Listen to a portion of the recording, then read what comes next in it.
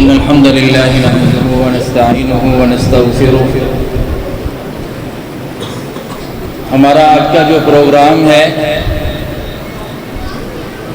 یہ عظمت قرآن کے سلسلہ میں اس کا انعقاد کیا گیا ہے. صرف 2-3 منٹ میری کچھ گزارشات ہیں قرآن کے حوالہ سے. عامر بن واصلہ رضی اللہ تعالی عنہ صحابی بیان کرتے ہیں نافع بن عبد الحارث ان کو عمر بن خطاب رضی اللہ تعالی عنہ نے مکے کا گورنر مقرر کیا. غور کیجئے صاحب قرآن کے بارے میں کائنات کے امام جناب محمد الرسول اللہ صلی اللہ علیہ وآلہ وسلم کیا فرماتے ہیں. نافع بن عبد الحارث کو جب مکے کا گورنر مقرر کیا تو عمر بن خطاب رضی اللہ تعالی عنہ کی ملاقات ہوئی ان سے. پوچھا مکے کے قریب ایک وادی ہے وادی اسفان، اے نافع بتلائیے اس وادی کا امیر کس کو مقرر کیا ہے؟ تو نافع نے جواب دیا اے عمر بن خطاب رضی اللہ تعالی عنہ، میری اس وادی کے کچھ غلام ہیں، ان غلاموں میں سے میں نے ایک غلام کو وادی کا امیر مقرر کیا ہے. عمر بڑے حیران ہوئے، کہا نافع یہ تو نے کیا کام کیا ہے؟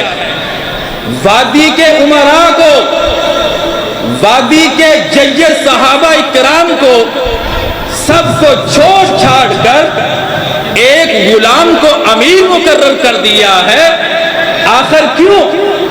تو نافع نے بڑا ہی پیارا جواب دیا، کہنے لگے اگر اس غلام کو میں نے امیر مقرر کیا ہے صرف اس لیے کہ وہ قاری قرآن ہے، حافظ قرآن ہے، اس لیے.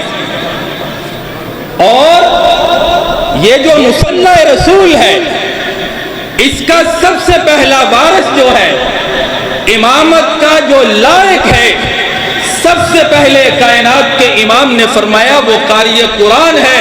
محدث پیچھے، وقت کا ولی پیچھے، وقت کا امیر پیچھے. اگر مصلی رسول پہ سب سے پہلے کوئی کھڑا ہو سکتا ہے تو وہ قاری قرآن، حافظ قرآن ہے. آخری بات، میرا اور آپ کا رب ہر قسم کے عیب سے پاک ہے.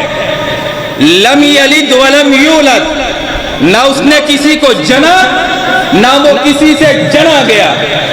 لیکن نبی علیہ السلام نے فرمایا ان للہ اہلین من الناس قالوا ومن هم یا رسول اللہ صلی اللہ علیہ وسلم. اللہ کے نبی نے فرمایا میرے صحابہ آپ کو پتا ہے روئے زمین پہ اللہ کا اہل کون ہے؟ یعنی اللہ کا اہل و عیال، کائنات کے رب کی کوئی اولاد نہیں. یہ سب کو پتا ہے کہ ہر بندے کو سب سے زیادہ اپنے بیوی بچے ہی پیارے ہوا کرتے ہیں اور اللہ کی کوئی اولاد نہیں. اس کے باوجود اللہ کا اہل، اللہ کا عیال دنیا میں کون ہے؟ صحابہ نے پوچھا اللہ کے رسول بتلائیے. آپ نے فرمایا ہم اہل القرآن، جو اہل قرآن ہے یہ اللہ کی دنیا میں فیملی ہے، اللہ کا اہل و عیال ہے. یہ ہے قرآن پڑھنے والے کی فضیلت. اس لیے میرے دوست، میرے بزرگ، آپ دنیا کی تعلیم دلوائیے، ہم منع نہیں کرتے، لیکن کائنات کے رب نے جو آسمان سے کتاب نازل کی ہے اس کی تعلیم دلوانا یہ والدین پہ فرض ہے. کیونکہ نبی علیہ السلام نے فرمایا روز محشر اس بچے کے جو قاری قرآن ہے، حافظ قرآن ہے، اس کے سر پہ جو تاج پہنایا جائے گا وہ سورج کی روشنی بھی اس کے سامنے مات پڑ جائے گی۔ اللہ سے دعا ہے کہ یا اللہ ہم سب کو قرآن کی سچی محبت نصیب فرما اور ہمارے اہل و عیال کو بھی قرآن کا قاری اور حافظ بنا۔ اقول قولی ھذا استغفر اللہ لی ولکم ولسائر المسلمین۔